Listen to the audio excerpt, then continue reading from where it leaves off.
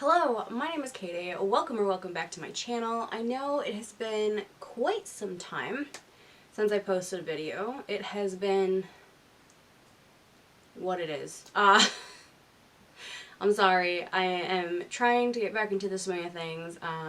So fingers crossed that you get some regular content from me going forward.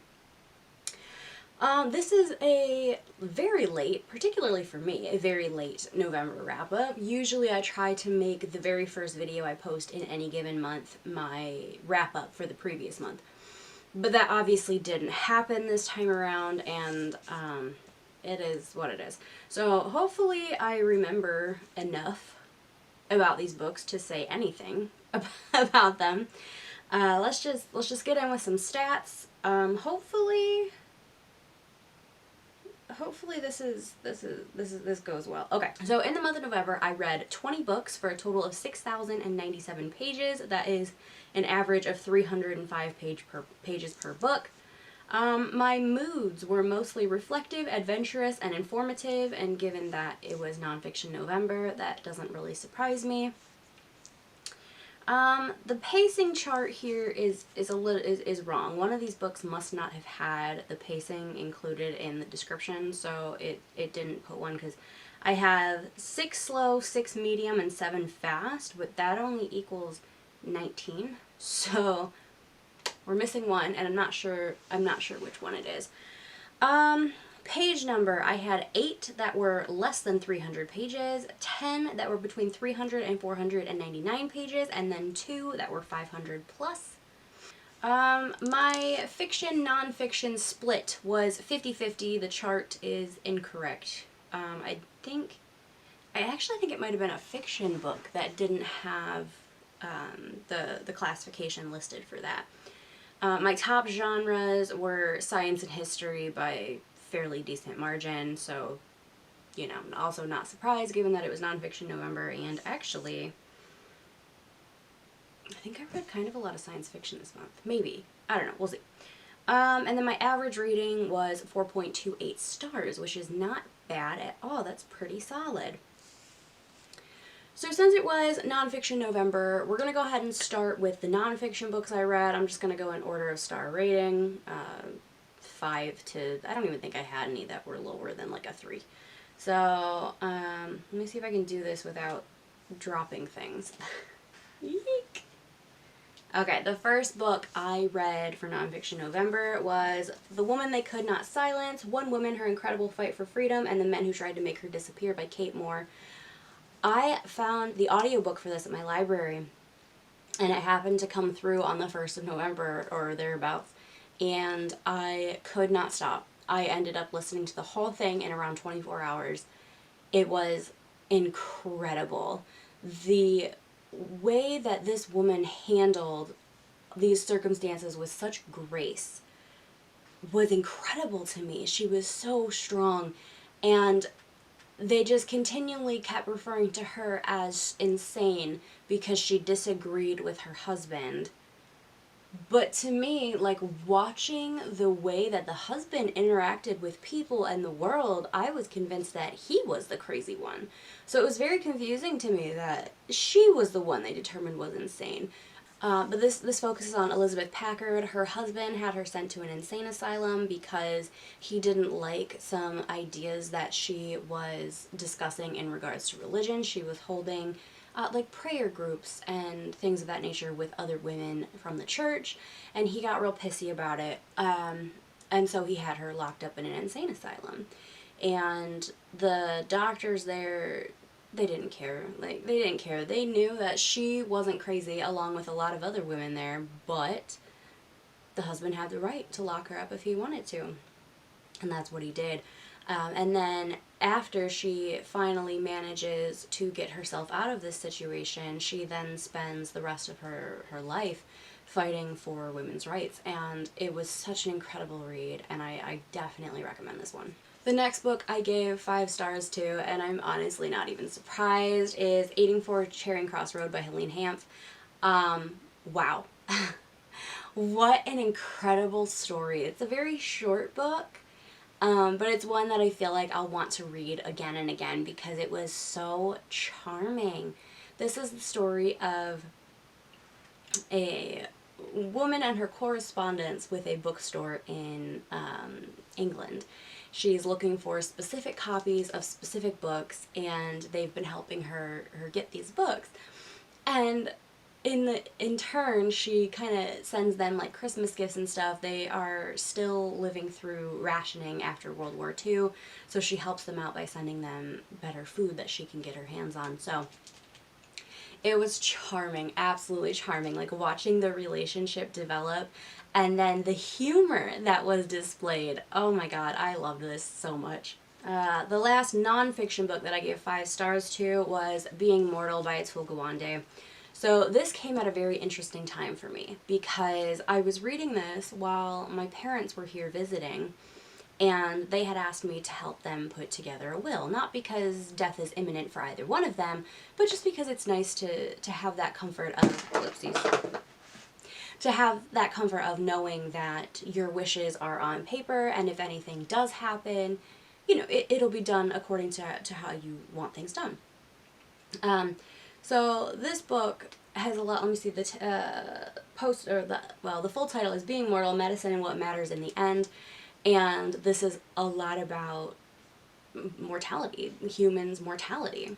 The author discusses what end of life looks like in his culture. He's actually, I believe he's Indian, and his parents immigrated to the United States, so he was born and raised here, but his extended family still lived in India, so he could talk about what end of life care looked like for his grandfather versus what it looks like in America. And then he also talked about people with debilitating illnesses or going into surgery, and how sometimes doctors aren't totally honest with you about what the odds are because it's awkward to talk about, but also families need to talk about what exactly their loved one wants as their last wishes. So there was a case where this man was going into surgery and they weren't sure if they were going to be able to save him or not. Basically, there was a potential for him to either die or become paralyzed. And the family had a discussion, and the man had said that as long as he can watch football and eat chocolate ice cream, he would be fine with living.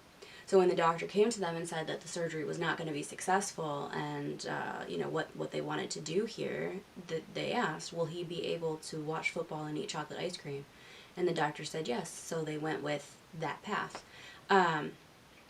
It was extremely powerful, and it really, really tugged on my emotions, and it really made me think about what the end of our lives look like, and how maybe we in this country need to change how we treat the elderly. Okay, next, my 4.75 stars, I have H is for Hawk by Helen McDonald. Oh man, okay, so I went on kind of a journey with this one. I started reading it just physically, and then decided I was going to try to get an audiobook copy because it was on, I have it, okay, so I have 2 different Kindle accounts, one that's hooked up to my library and one that's hooked up to like my actual Amazon account that I make purchases from. It's very confusing. So basically I had H's for Hawk on my iPad and that Kindle account, and I just really struggle reading on my iPad. So I went ahead and I got a copy from my library. The only book they had, well, I could wait for the physical copy or I could get the audiobook now. So I went ahead and I just got the audiobook and started from the beginning. So I actually read it about 1.5 times. And I'm not sure what exactly I was expecting. I knew it had a lot to do with hawks, obviously. But I guess I didn't realize how much it had to do with grief and the process of grieving. And wow, it's part of the reason why I haven't been able to make videos and stuff, I think, is because so much of what I read in November just surrounded death. And it really, really sent me into a spiral. It was an excellent book, it really was, but it was maybe a little too much for me at the time that I read it. Also, I'm never quite sure how I feel about the training and keeping of wild animals. I don't know if I'm making any sense here, but I feel very conflicted about it. Because the author would describe how Mabel, her hawk, like she could see, you know, the wildness in her, and I was like, well, then why keep her from that? But then at the same time, they had a really good relationship, and Mabel had a really good life. So I don't really know where I land on it, but it was a very good book. Highly recommend that one. Okay, next I have a 4.5 star read, and this is Turn Right at Machu Picchu, Rediscovering the Lost City One Step at a Time by Mark Adams. So I was really enjoying this when I picked it up. The problem, and the reason I ended up with 4.5 stars, is that once I put it down, I never thought about it again. So it was really hard to get through this one because I kept forgetting it existed. Yet my experience reading was great. So I don't know what the deal is. This is the author is telling his story. Basically, he did this knowing he was going to write a book.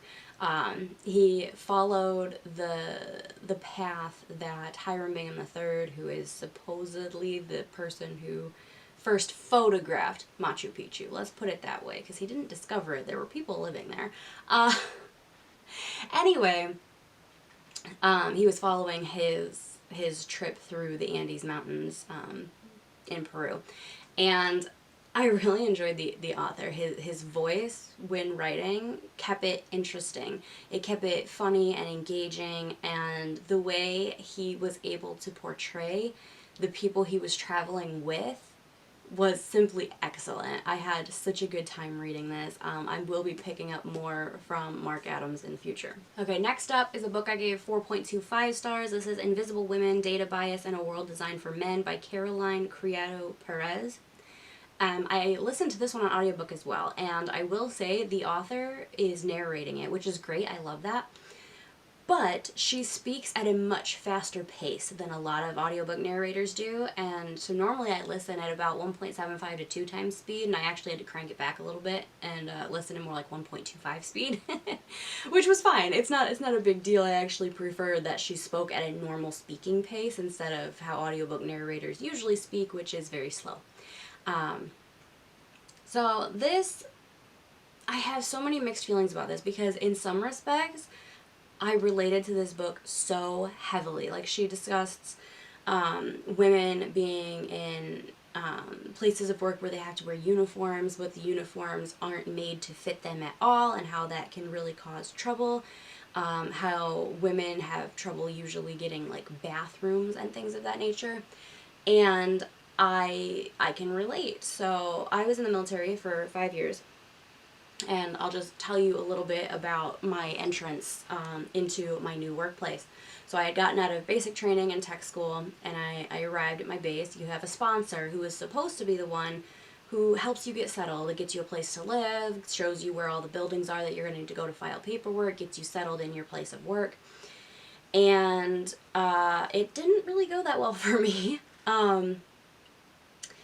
First of all, I was asking, about a bathroom, and it turned out it was behind a locked door, and no attempt was made to find the key from said sponsor. He literally told me, I guess you better not have to piss or shit while you're at work. So I spent 2 weeks going to the bathroom only on my lunch break if I had time, or if I got sent on an errand somewhere that had a girl's bathroom, I would rush and use it then. So that was miserable. Finally, I talked to somebody. He was someone who had, like, daughters and stuff, and he was like, what do you mean no one showed you where the bathroom was? And then even he had trouble finding it. And then finding the key to let me get in there was a thing. So then I had to check out a key every time I needed to go to the bathroom, and then go up 2 flights of stairs. And I was told on several occasions that they were sick and tired of waiting for me if I needed to go to the bathroom or change my clothes before we went out for a job, so they wanted to just make me walk. And I was like, well, I'm sorry. I'm not the one who decided we were only going to have men's bathrooms on the main floor. Like, I beg your pardon. Anyway, Then, when it came to getting winter gear, and I guess I should preface it, I was the only female in this environment. I think that was probably pretty obvious, but anyway. I asked the same sponsor, he was in charge of getting the winter gear, and I asked him, is it in men's sizes or women's sizes? Are there both? Like, I don't know how to tell you what sizes I need. And so I was like, well, can I just come with you and I can try it on and then I'll know? And the answer to that was no, because of course it was. So fortunately, I had a roommate who worked in a similar career field and also required winter gear. And so she let me try on her stuff, and from there I like guesstimated what sizes I would need, and it was still off, but it was good enough. So in terms of that type of thing that she was talking about, when it comes to women not being provided for in workplaces and stuff, totally get it, on board. I've experienced it. It is real. My issue comes in where there were certain aspects where I felt like the author was reaching, trying to make it seem like there's a data gap when it comes to knowing what women require. And then there were other times where I felt like perhaps there's a reason that it's this way and not the other, but she didn't really seem to look into why certain things were specifically done the way that they were. In certain areas, yeah, totally, she was on it, but then in other areas it wasn't that way. So one thing that really comes to mind is she was talking about like Fitbits and Apple Watches and how they don't track your steps when you're pushing like a pram, and which is largely something that women do. And I was like, well, no kidding, because it tracks your arm swing. That's how it tracks your steps. If your arms are up here pushing a pram, there's no arm swing for it to track. So do you have a better idea for how to track steps other than arm swing? Like, could we put it around our ankle, I guess? Like, I was just like, that's kind of a reach. I don't think that's a data gap showing that women aren't provided for. I think that's just, this is how this particular device works.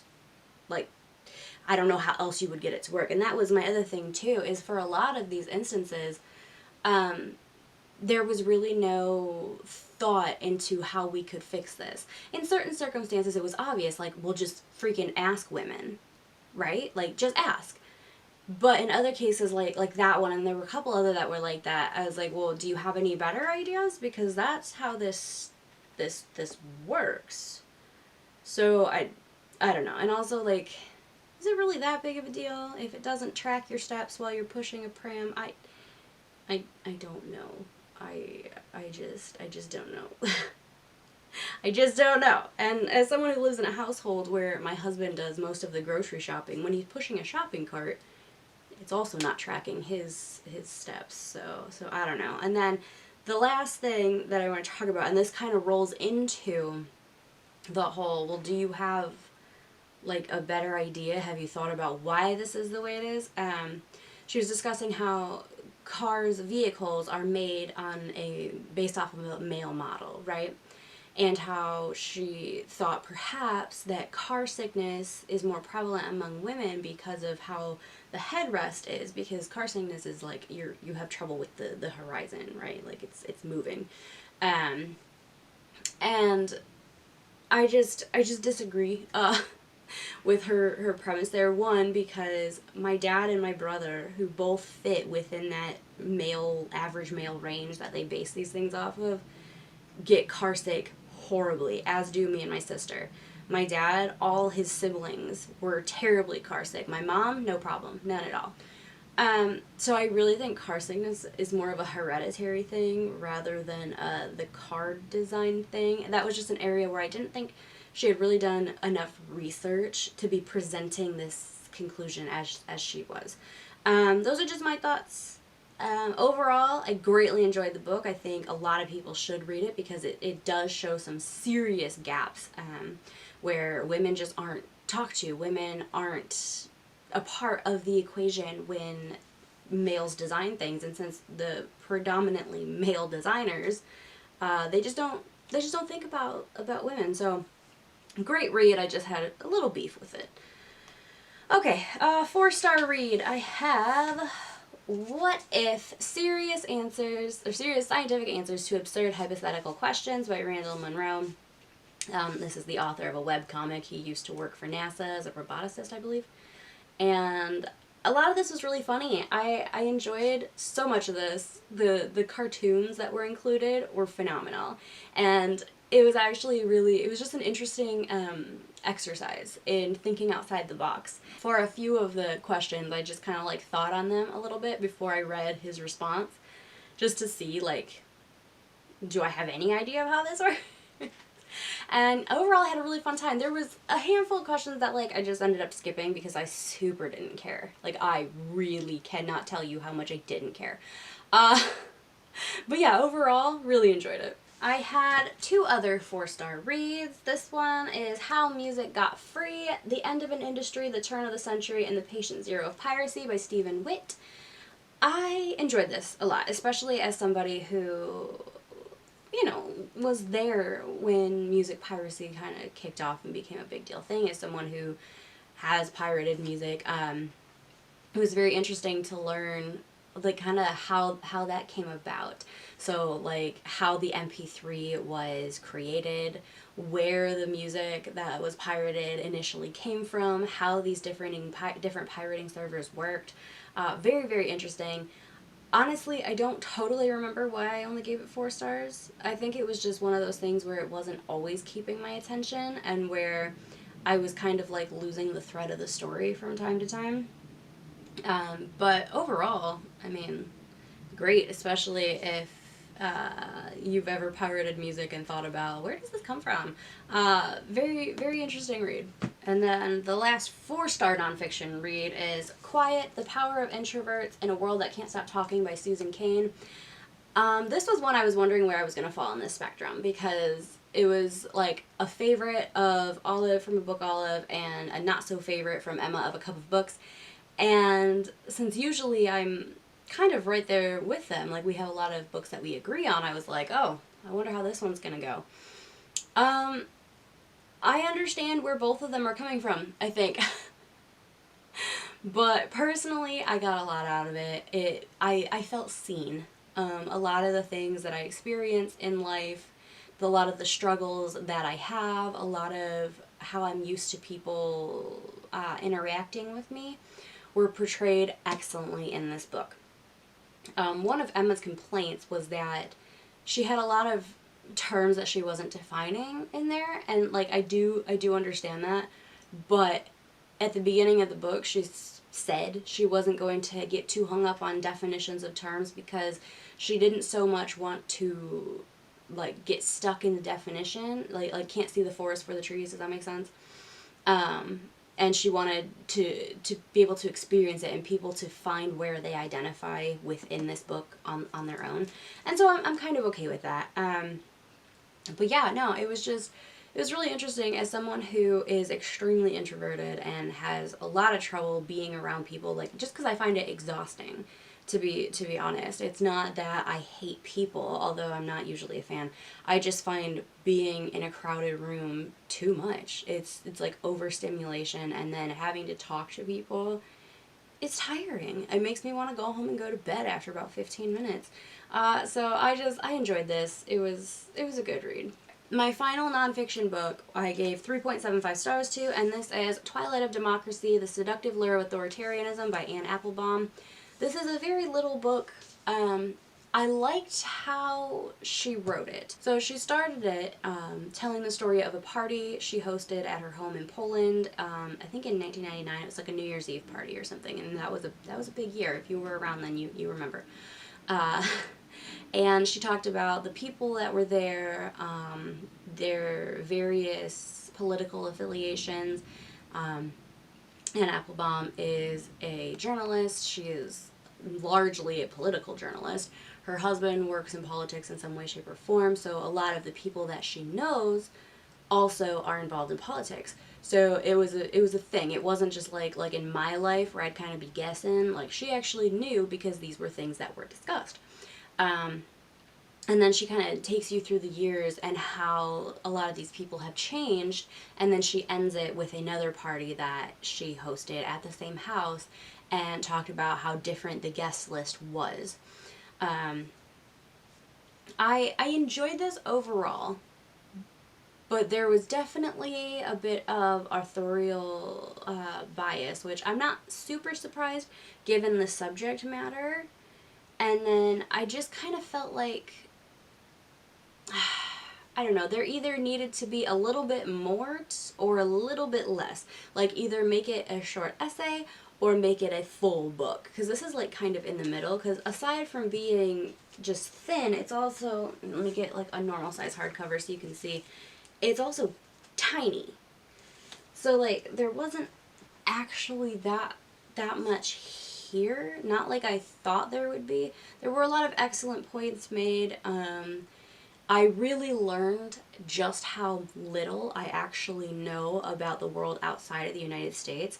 Okay, so I know that the US is very like self-centered. Okay, we tend to only see what's here, and we tend to think that we are the center of the universe and nobody else matters. But I didn't realize just how much I was missing, because I tend to go out of my way to try to find out what's going on in other countries, but I miss a lot. Which tells me that I need to be doing a better job of doing that, just because I didn't know about a lot of the stuff that was going on in the governments of Poland and Hungary and other places she mentions in this book. I knew about the US and I knew about Brexit. That's it. And I was a little bit ashamed of that. So it pointed out some areas that I need to do a better job researching. So I appreciate it for that. And it wasn't terrible, like I said. I just think it maybe should have been done differently. Okay, on to fiction. A lot of these are books that I read on ebook or audio, so I only have, I think, 3 physical books here. This is going to be interesting. Alright, my 5 stars. First, I have The Last Graduate by Naomi Novik. This is the sequel to A Deadly Education. I loved A Deadly Education. We've already discussed this. The Last Graduate, I think, was even better. My only beef with it is that it really didn't resolve the cliffhanger ending from A Deadly Education. That's okay. That's okay. This one was oh man, unreal. So the basic premise of A Deadly Education, if you don't know, is it is a magical school that children who are magical go to, but don't think Harry Potter, okay? This is not anything like Harry Potter. It's like super, super ridiculously dangerous. There aren't actually any teachers there. It's all like a self-taught thing, and you want to do it because if you don't, the school just makes things harder for you. There are also these creatures, they call them mouths, they're like Maleficaria or something like that. Basically, they are creatures that feed off of the mana that these magical students create. So not everyone graduates because a lot of them die. But for whatever reason, the school is actually safer for them than being outside in the world with no training. So that's why parents continue to send their kids here. And we are following Galadriel, who goes by Elle, and then Orion. He, in Deadly Education, he just like keeps saving her life. He like can't help himself. He has to save everyone. And she's getting real pissed off. And Ella, she's just the best, like, crabby protagonist in the world. Like, she's not so cranky that you hate her, but she's just, like, grumpy all the time. And then you quickly find out why she's pretty grumpy. But their interactions were just the best, and it just kept getting better in in The Last Graduate. Love it. I love it so much. I cannot wait for book 3. Then I had Tiamat's Wrath by James S.A. Corey. I think the 9th book just released, and I will get to it, I will. But I am, well, for starters, I'm rewatching the show. I'm in season 5 right now. And then I decided I wanted to reread the series, but I want to do them on audiobook because they have great audiobooks. I can't remember who the narrator is, but he's phenomenal. So I'm currently listening to the first book in the series, Leviathan Wakes, on audio.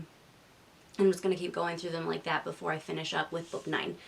There's no point in me even telling you what Tiamat's Wrath is about because it's book 8 in a series. Like, it was good. Okay, I gave it 5 stars. It was good. So if you are reading the series, look forward to this one because I loved it. And then my last 5-star read was To Be Taught If Fortunate by Becky Chambers. This is science fiction, but it's extremely character-driven science fiction. So this is one of those where I think even if you don't really read sci-fi or like sci-fi, but if you like character-driven stuff, you might like this one. And on top of that, it's a novella, so it's very short. We're just basically in this woman's head. She is part of this crew. I believe it's a 4-person crew. And they have been selected to go find out about other habitable worlds. So they put them into like cryo sleep, so they age super slowly.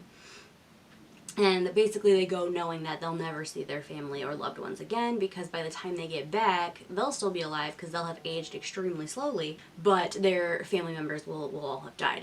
So in this world, instead of trying to change the planets to accommodate humans, they have found a way to change humans to accommodate the new environments on various planets. So whether that's, you know, thickening their skin, making them stronger because the gravity is heavier, heating their blood because it's extremely cold, like just little tweaks to the genetics to make them able to withstand various different ecosystems, I guess, on these planets. And you're just kind of like, she's just telling you her story. It's like reading her diary almost.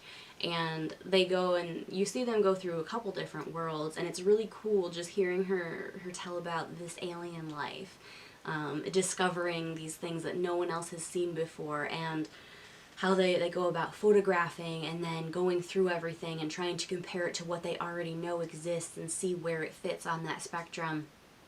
It was just very, very good. I really enjoyed my time with it. Okay, next up, 4.5 stars, Everything We Didn't Say by Nicole Baart. This is a thriller with small town vibes and everybody has a secret. So if that's the kind of thriller you're into, I would say go ahead and pick this one up.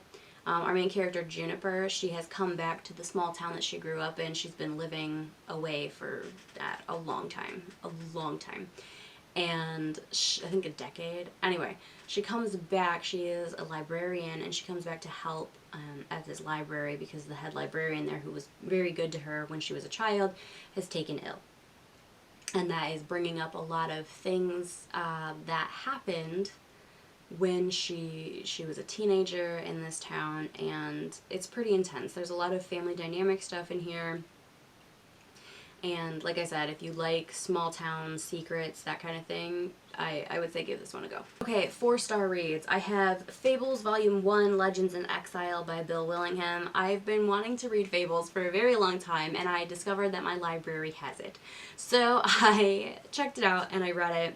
Very, very good graphic novel series. Well, I don't know because I only read Volume 1, but so far it's been very good. It is... Think about all the fables you know, so like Beauty and the Beast, Snow White, the Three Little Pigs, like all these characters from these stories that have been told over the years, and all the fables have been either wiped out or they were forced to leave their homes, and they're trying to live like normal people in New York City now. And it's not super funny. Like, the premise sounds like it could be a very funny book, but it's really not super comical. In this one, we are trying to discover who killed Snow White's sister, Rose Red. And it's just interesting seeing these characters in a different setting. Like, you have Beauty and the Beast, and every time Beauty gets mad at the Beast, he turns from a prince back into a beast. Like, it's... It sounds funny, but like when you're reading it, you're not laughing. Anyway, I greatly enjoyed it. 4 stars. My next 4-star read, Bringing Down the Duke by Evie Dunmore. This was everything I needed to just like take my mood from the hole that it was in and pump it back up to like happiness. This was so charming. I was so utterly charmed by this book. So I think most people have read this now. I'm very late to the party here, but Annabelle is she's like a poor relation, I guess. She was her father's only child, so everything he had was passed on to her cousin. She asks permission and eventually receives it to go to Oxford to be among the first class of women that are allowed to be taught at Oxford. And she ends up getting involved with this feminist group. They're suffragists, let's put it that way. They're trying to get votes for women, and they're trying to like repeal the laws of coverture so that women don't just become property of their husband when they get married. And in this process, she meets a very surly duke, and there's so much of it that like made me laugh and just made me happy in this book. I don't read a ton of romance, and as I was continuing through the series, I was reminded why I don't read a ton of romance. But this one, this did it well. This didn't have, like, there are a lot of romance tropes I don't like, which is why I don't read a lot of romance. But this one, where it's like, I don't think you could even call it enemies to lovers, because they're never really like enemies. They just kind of get off on the wrong foot. But yeah, it was thoroughly charming, and I enjoyed my time with it. Next, I had an ARC. So thank you to NetGalley and the publisher for allowing me to read this early. This is The Hawthorne School by Sylvie Perry. I gave this 2.75 stars. Yeah. So first of all, I had it on audiobook, which I kind of didn't realize I was requesting when I got it. But that's fine. It doesn't really matter. I can enjoy most formats of books. So to talk about the audiobook specifically, the narrator they chose, there was like a child involved, and the way she would speak for the child really pissed me off. So that was painful to listen to. But aside from that, I just don't know. I don't think it really did what it was trying to do. So there is this single mom. Her boyfriend who had impregnated her, like, ran off as soon as the baby was born and didn't want anything to do with them, and she's been, like, making it work ever since. Her mother has recently died, and her mother was her only support system because Sylvie's mother was also a single mom. So she decides they need a fresh start, so they move. Her and her, I think he's about 6, her son. And they move to it's a town outside of Chicago. And her son is having some behavioral issues, and he's not doing well in school. And then she learns about the Hawthorne School, which is apparently a very, it's a good place for children that have behavior issues because they have a very unorthodox teaching method. So she goes to the school, and it's in this beautiful old mansion, and she is looking at everything, and she's like, there's no way I'm going to be able to afford to send my kid here.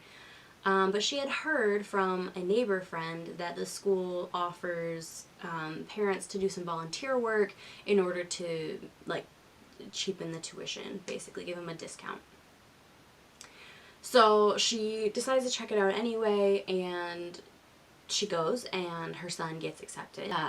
So they work out a deal with her where she's going to put in volunteer hours, and then her tuition will be very, very limited, so it doesn't totally break the bank for her. It takes longer than I thought it should have for her to realize that things were not entirely on the up and up at this school. And then another thing that I didn't really care for is the kid's dad decides to come back, like, out of the blue, like, shortly after. And then it is explained in the end, but it's, I don't know. And he's like, hey, apparently he'd been looking for her for a while now, which I was like, why now? And why was it this difficult for you to find the mother of your child? But anyway, he's like, this isn't right. He's like, I've seen the grounds, some of the stuff that's going on here, like, something is not okay. And she gets really mad at him, and, like, for good reason, because you have been gone for years, and now you want to come back and get a say in how I raise my son, because he's definitely not yours.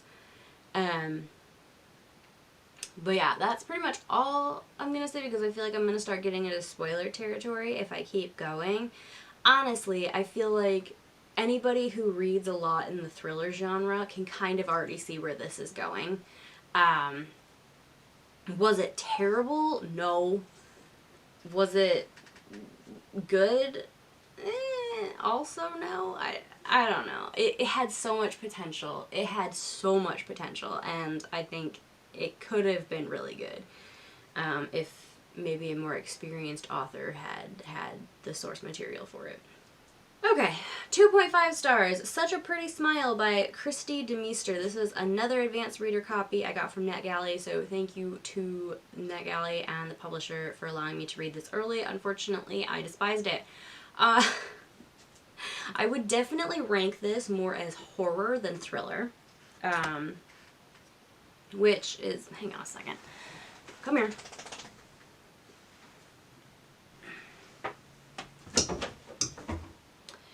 I would definitely say this is more horror than thriller, but it's pretty evenly split between the daughter's point of view, she's like 12 or 13, and then the mom's point of view. But like the first 3 or 4 chapters are all from the daughter's point of view, and the way it's told, it feels very young adult. And I wasn't a fan, particularly because of some of the subject matter. It got a little too sexually explicit, and that's not like, and it was within, like, there was a 13-year-old expressing these things, and it made me really uncomfortable. So depending on how you feel about that, you might enjoy this more than I did. This surrounds a serial killer who the mom had come into contact with, kind of, when she was much younger. She was teaching for a family. She was teaching the child art, and then the little girl, she wasn't little, she was like a preteen, she disappears. And they've kind of been living with her ever since. She ends up getting pregnant, and she and her boyfriend have realized this relationship is not going to work. So she moves with the child to where they're living now in Georgia instead of Louisiana, I think. And the same thing starts happening here when her daughter's in that 12, 13 age range, and she starts panicking, and she's like, it's happening again. Why is this happening again? And she's like freaked out because she knows she needs to keep her daughter safe, but she doesn't know if she can. So in a sense it was really interesting, but there was just a lot about the writing that I didn't care for, and then I didn't really like the way it shook out in the end, and there were a lot of things where it was just like, they just didn't make sense to me. Like, there was logical inconsistencies throughout the book that I didn't care for. So that's that. Okay, I have 2 books that I didn't rate. First, I have The Haunting of Hill House by Shirley Jackson. This falls into the I don't know how to rate classics because they weren't written for me. I wasn't living in that time period. I don't know what was popular. I don't know like what the trends were. I don't know what life was like at that point in time. So I don't feel like I can really relate to the characters the way that I do with more contemporary type books, or books that are written more contemporarily, not necessarily contemporary fiction, because I do like historical fiction. So that's why I put it here. At this point, like, I don't, this is sad. I barely remember my experience reading it at this point. So, like, it didn't even leave a mark. So I'm glad I didn't rate it because, you know, it's stuck around for a lot of years. Clearly there's something there. I'm the problem. But anyway, that's that. And then the last book I read and didn't rate is a middle grade. This is Kaulani, the People's Princess, written by Ellen Emerson White. I enjoyed this one. I've kind of been enjoying all of them, to be honest. But this one I read as a child, but as an adult, it just kind of smacks differently. Hearing about what was done to the Hawaiian peoples for basically no reason, just because America decided they wanted Hawaii. So it kind of pissed me off, and I think it should. But yeah, as always, I think these are super valuable, personally, in my opinion, for like middle grade age children to read, because they give you a perspective of the world outside. Ari, please stop.